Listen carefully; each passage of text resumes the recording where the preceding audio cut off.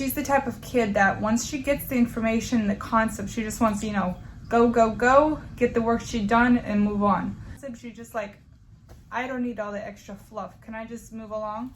So it's good, but for next year, we're gonna do something different. Back to my channel, my name is Nina. Today, I'm gonna do a third quarter updated homeschool curriculum video. If you're not into homeschooling or you don't like care about all that stuff, I know everybody does what they do for their family, whatever is best. This is not gonna be like a vlog or like a, you know, shopping video that I normally do, something like that, or cleaning. So this is for the homeschool moms that are looking for some ideas about what other people think about certain curriculums, what works for people. My daughter is in 2nd grade, so this stuff, let me just jump into it. I will tell you what works for us, what we're doing right now, what I'm not gonna continue doing next year, and yeah. So let's start with handwriting. Every child, especially elementary children, need to work on their handwriting. So right now, Mila is kind of, she rushes through everything. So right now we're doing handwriting without tears. Actually, I got this on Amazon, but recently I looked for it and I couldn't find it. It was like third-party seller, so I'm not sure where else you can get it, but it's kind of what it looks like. It works for us for now, but I feel like she needs more structure, and if I slow her down a little bit, she'll get a hang of it. So we'll see if I stick with this one, but for now she likes it. This is like my 4th book from this company ever since kindergarten, and we like it. Next, let's talk about spelling. This I actually recently incorporated. So for language arts, we're doing Evan Moore books. You know what, let's talk about that first. I compiled a bunch of like comprehensive reading, language writing, what else is there? Just a bunch of language, like they are on Amazon, they're amazing. And I compiled a bunch of them together, and every week I just pull out a little bit of everything, like the worksheets, and we just go over it. So like for Evan Moore, this is kind of what the worksheets look like. So I have this binder. This is just all her subjects for the days, and then so she can just pull it out. And I do it like a week ahead. I already portioned everything out from all the books, and then each week I just grab it for the week and she's good to go. So she knows what's expected of her. So we have like vocabulary, working on different grammar words, grammar terms, stuff like that. And this is all Evan Moore. I consider doing like The Good and the Beautiful. Last year we did their language, and it was just, I feel like it was a little too fast-paced for Mila, so we backtracked a little bit, and I just wanted to reinforce some of the concepts that she should be learning. So I think she's doing so much better now, and Evan Moore's been great. Next year, I'm not sure what I'm going to do yet for language arts. I'm looking at everything, doing my research, probably watching a bunch of YouTube videos like this, trying to see what works for people. But for now, Evan Moore. And then I just got this spelling for Evan Moore. It's a little bit easy in the beginning, so she's just like flying through them like two at a time. So they have like this kind of approach where you copy the words, then you close it over, copy it again, and then you have a couple like activities for the week, and then you do the test, and that's that. And then you have a new set of words for the new week. So it's been easier for her, but I want her to like reinforce the information before I like rush ahead. Even though it's easier and we started 3rd quarter, I can work with her through the summer with this, or need be take it into 3rd grade, because they do get harder, the words. And I think for her, I would rather she goes over it a couple of times and it'd be too easy than I rush through it and then she's not retaining information and lost. So that's what we're doing for language arts, reading, writing, handwriting. Next, math. So for math, same approach. I took everything out, I pulled the books apart, and we are doing The Good and the Beautiful for math. But we like it so far, but I think continuing next year, I want to see their beautiful pages, beautiful illustrations. and stuff, and then have like activities to go with everything. I just pulled them out, but we like this stuff. It's just for us, she's the type of kid that once she gets the information and the concept, she just wants to, go, get the worksheet done and move on. Their approach is more like they have a story they build on. They have like a backstory or a game to go with each lesson, which is fine. Some kids enjoy that. She does. She did it when she was younger. We did it for first grade and kindergarten. But now that she's older and she's getting the concept, she's just like, I don't need all the extra fluff. Can I just move along? So it's good, but for next year, we're going to do something different. Like I said, I have no idea yet. I'm still doing my research, so I will keep you guys posted with my curriculum choices for third grade.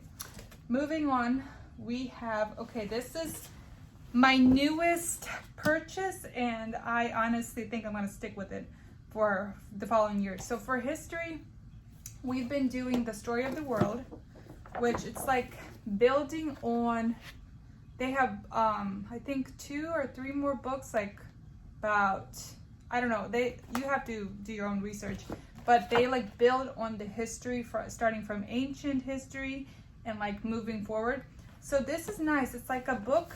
You read the chapters, like we have ancient China, we have the Roman Empire, like stuff like that, and it builds as the story of the world progresses. And then there's worksheets that go with it, like not worksheets, just like activity pages. And then there's also like questions you can ask. I already pulled everything out, but like it guides you, it shows you what to do.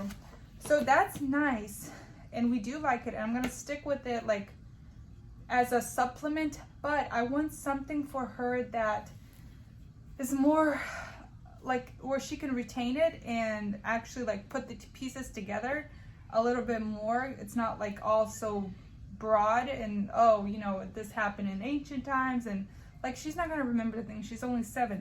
So I want something where she's actually has to be repetitive and like, answer questions. So I found this company. It's by Generations Passing on the Faith.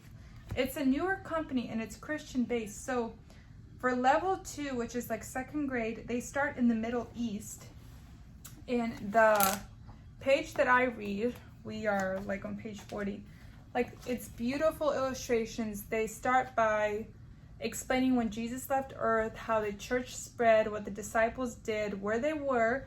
Like, I didn't even know half this stuff, that it started in Turkey, modern day Turkey, and like the apostles started preaching, and like all this knowledge about how the Bible was spread, the apostles, the Gentiles, where Israel and Jerusalem are, like stuff like that, that it's based on like biblical times, but it expands into Middle East and telling us, and then it like connects modern day, what we are living through with, Christianity behind it. So I like that, and it's more like history and Bible at the same time.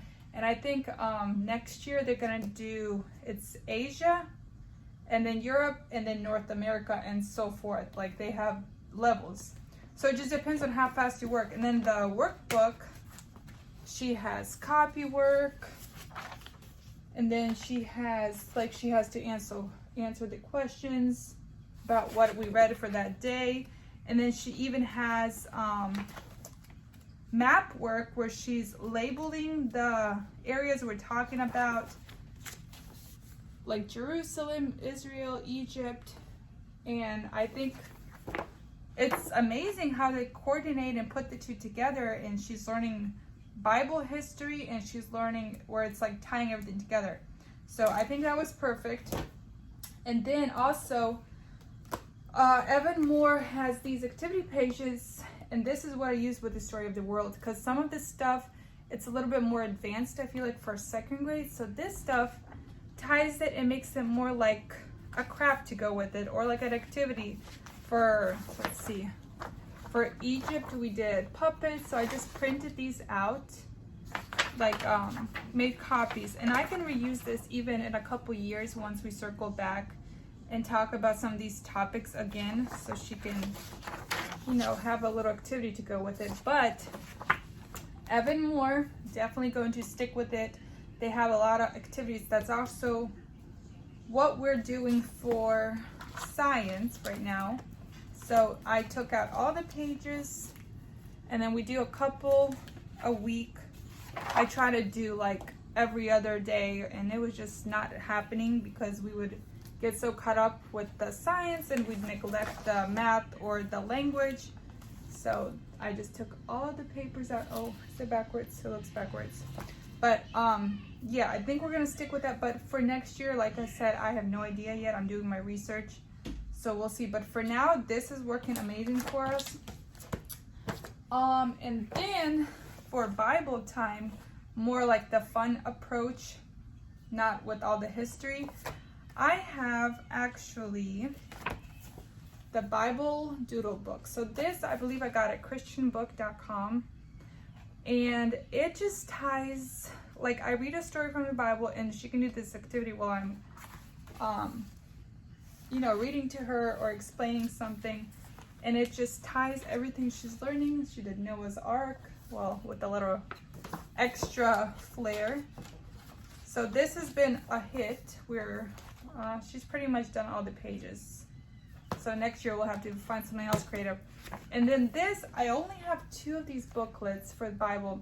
It's the Alpha and Omega Life Pack, and it just explains everything so well. So you have a little part where you read, and then you have the little activity, and then they have a self-test, which even Mila right now, once she got a hang of it, she can do on her own. So it's like a little test, and then you answer. And they broke it up into little units. So this is unit 10. I only had, I think, 9, 10, and 11.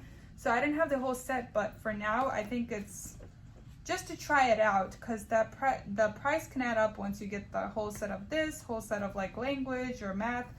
So I like it, but I think that's, yeah, pretty much it, what we do for, oh, and then for science, I'm all over the place. But I've been using also, I think it's called, what's it called? Easy Peasy Homeschool or something, maybe? So they have like these little mini units, and right now we're doing bees. And I just printed them all out. And you do little worksheets, and it's just, she learns about it, and I don't have to go, it's free by the way, I don't have to go and buy like a whole curriculum just for bees or whatever. If she doesn't even like it or has an interest in it, we'll touch base on it, and then we can do other things. Then recently we started, what was it called? Yellow Spot. I will have it on in my description. It's like an online art curriculum, and they have free activities. So this lady, I can't remember her name, she wanted to incorporate art, but she noticed that there was not a lot of options for homeschooling families. So she's actually a homeschool mom, and she teaches online little like classes, activities for art. Some are paid, you can pay for them, and I just do the free trials with Mila, or free little activities.